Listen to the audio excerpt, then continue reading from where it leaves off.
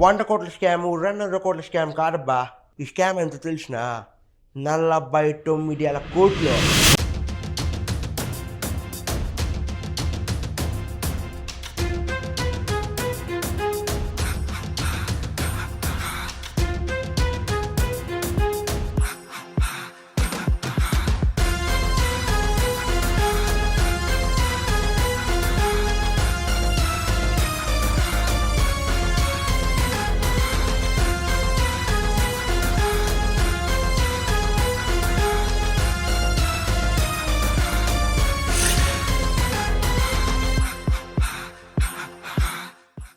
నమస్కారం బా, ఎట్టున్నారు అందరూ?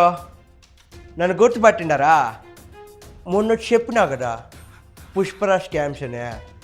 ఈ ఛానల్లో అన్ని స్కామ్స్ గురించి చెప్తానే.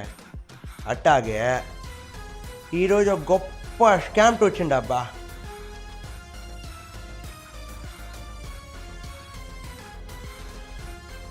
ఇంతకాలం మనము ఎన్నో స్కామ్లు ఉండాము, చూసుండాము. కానీ ఈ స్కామ్ గురించి వింటే మాత్రం మీరు బెటర్ పోతారు అబ్బో. 100 కోట్ల స్కాము, 200 కోట్ల స్కామ్ కాదబ్బా. ముందుగా పెద్ద స్కామ్ పెట్టుకున్నాం. ఈ స్కామ్ ఎంత తెలిసిన 49,000 కోట్లు.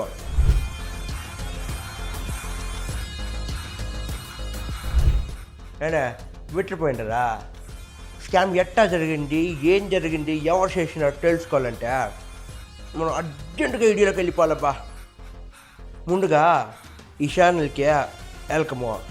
వీడియో రాగానే లైక్ చేయండి, షేర్ చేయండి, సబ్స్క్రైబ్ చేయండి అబ్బో. కమెంట్ మర్చిపోకండి.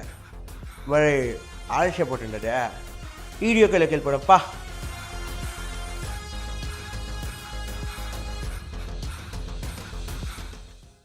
ఏందప్పా అందరు వచ్చిండారా వీడియోలోకి? మీకు ఆల్రెడీ ఇందాక చెప్పినా కదా, డీటెయిల్గా ఎక్స్ప్లెయిన్ చేస్తా స్కామ్ అనే. ఇప్పుడు చెప్తా ఇనుకో.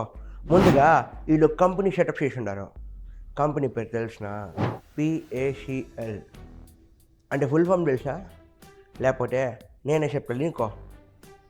PACL అంటే పర్ల్ అక్రోటెక్ కార్పొరేట్ లిమిటెడ్. ముందుగా మన దగ్గర ఉన్న ఫామ్ ల్యాండ్స్ని అమ్మేసి దుడ్డు ఇస్తాము అని చెప్పి ఇన్వెస్టర్స్ చాలా అట్రాక్ట్ చేసి ఉన్నారు. వీళ్ళు ఎవరిని ఎక్కువ అట్రాక్ట్ చేసినారు తెలుసా? చిన్న చిన్న వ్యాపారులనే, మనలాంటి మిడిల్ క్లాస్ వాళ్ళనే బాగా అట్రాక్ట్ చేసి ఉంటారు. తర్వాత ఈ న్యూస్ పెద్ద పెద్ద సిటీలలో కూడా షేర్ ఉండదు. ఎందుకో ఇది ఒక షోర్ షార్ట్ ఛాన్స్ లాగా అనిపించిండదు అందరికీ. అట్టా వీళ్ళ ప్లాన్ స్కామ్ చేయడం స్టార్ట్ అయ్యింది. అదే అసలు మోసానికి కూడా చాలా తెలుగు ప్లాన్ చేయొచ్చనే వీళ్ళ దగ్గర నుంచి నేర్చుకోవాలి బో. ఎట్నంటే ముందుగా ఇన్వెస్ట్ చేసిన వాళ్ళందరికీ కొంచెం కొంచెంగా రిటర్న్స్ ఇచ్చినారు. దాన్ని చూసే ఇదేదో బాగానే ఉండదుగా, డబ్బులు వస్తాయి, కానీ వాళ్ళ జీవితంలో దాచిపెట్టే దుడ్డు అంతా తెచ్చిపెట్టినారు. ఇంకొంతమంది అయితే అప్పులు తెచ్చా ఇంట్లో ఉన్న బంగారం తాకట్టు పెట్టి చాలా కోల్పోయింటారప్ప. ముందు వీళ్ళు అన్ని ఊర్లలో చిన్న చిన్నగా బ్రాంచ్లు స్టార్ట్ చేసినారు. ఆ తర్వాత లోకల్ ఏజెన్సీని పెట్టున్నారు. ఆ తర్వాత బ్రోచర్లు. దీంతో అయితే మార్కెటింగ్ మామూలుగా కాదు బా, నెక్స్ట్ లెవెల్కి వెళ్ళిపోయింది. ఇలా కంపెనీ ఒకేసారి ఆకర్షణ అందుకుండదు. అప్పుడు స్టార్ట్ చేసినారు బయలు స్కామ్ చేసేదానికి. అసలు ఈ స్కామ్ ఎట్టా బయటకు వచ్చిందో తెలిసినా? ఇదేంటంటే ఇట్టాగే ఈ స్కామ్కి గురైన వాళ్ళు మన తెలంగాణలో కూడా ఉండారు. ఓ హైదరాబాద్ ప్రేమ జంట గురించి చెప్దాం. ఆ ప్రేమ జంట ఏం చేసిందో తెలుసా? వీళ్ళు సంపాదించి మొత్తం ఈ స్కామ్లో పెట్టున్నారు. సంపాదించి సరిపోదనే అప్పు తెచ్చి మరీ పెట్టున్నారు. శివారాఖరికి ఫోన్ చేసి డబ్బులు అడుగుదామంటే ఎవరు ఫోన్లో ఎత్తాలి. ఆఫీస్లో వన్ డౌట్ వచ్చినది. సరైన ఆఫీస్కి వెళ్ళిపోయినాడు. ఆఫీస్కి వెళ్ళిపోతే స్టాఫ్ ఏం చెప్పినారు తెలుసా? లోకల్ ఏజెంట్ ఫారెన్ ట్రిప్లు ఉన్నాడు, రానికి టైం పట్టిద్దని చెప్పినారు. వీళ్ళు కూడా శానాలు వెయిట్ చేసి చేసి చేసి ఇంకా విసుకొచ్చేసా బాధ్యతలు అయిపోయినారు. దీనికి ఓ చిన్న పల్లెటూరు, అందులో ఆడబిడ్డకి చాలా కళ్ళు ఉండే అప్ప. ఆ కళలన్నీ సాకారం చేసుకునే దానికే ఇది బాగుండదు అనిపించింది. వెంటనే సిటీకి వచ్చిండది. 5-6 ఏళ్ళు కష్టపడి పనిచేసిండదు బో. తను సంపాదించింది మొత్తం కొంచెం కొంచెంగా సేవ్ చేసిండది. ఆ సేవ్ చేసింది మొత్తం ఇన్వెస్ట్మెంట్ పెట్టుండది. చివరికి ఈ పిల్ల ఎందుకు పెట్టిండదు తెలుసా? 5-6 ఏళ్ళ తర్వాత ఓ ప్లాట్ మందైపోద్ది కదా అని పెట్టుండది. మొత్తం డేట్ వచ్చినాక ఈ పిల్లలు అడిగితే వాడు ల్యాండు లేకపాయే, ఫ్లాటు లేకపాయే, రిఫండ్కి డబ్బులు అడిగిండారనుకో ఇయ్యలేదు.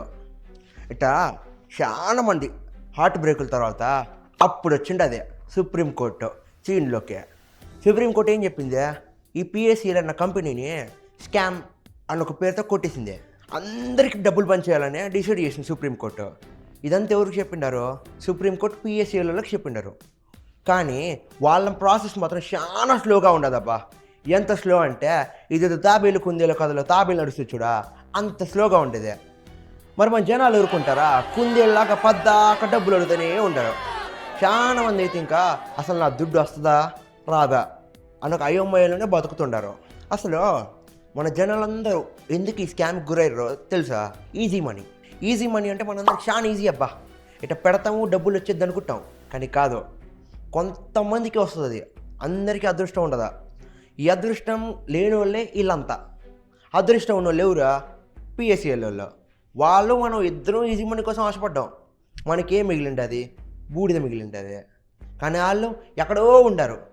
మన జనాలు కూడా ఈజీ మనీ చాలా ఇంట్రెస్ట్ కదా, రియల్ ఎస్టేట్లో పెట్టే చాలా ల్యాండ్లు కొని పెద్ద ధనవంతుడు అయిపోదాం అనుకుంటారు. కానీ అది అవ్వదు. మన ఇండియాలో చాలా స్కాములు ఉంటే ఈ పిఎస్సిఎల్ స్కామ్ అనేది ఎవరికి తెలియదబ్బా. అందుకే మీరు కూడా తెలుసుకోవాలి, ఇట్లాంటిది స్కామ్ ఉండదు అని చెప్పేదానికి ఈ వీడియోస్ వేసిన. మరి మొత్తానికే ఇదబ్బా మన 149 కోట్ల కథ.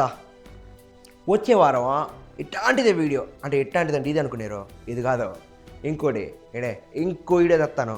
దానికోసం మీరందరూ సబ్స్క్రైబ్ చేసుకోవాలి, అది మర్చిపోక ఇంకా ఒరే ఆగం, పోయిన వీడియోలో మనకు లైక్ లేదు కదా, ఇలా ఇప్పుడు చెప్తాండ ఈ వీడియోలో మాత్రం లైకులు తగ్గేదేలే. ఉంటానప్పా, బాయ్ మరి.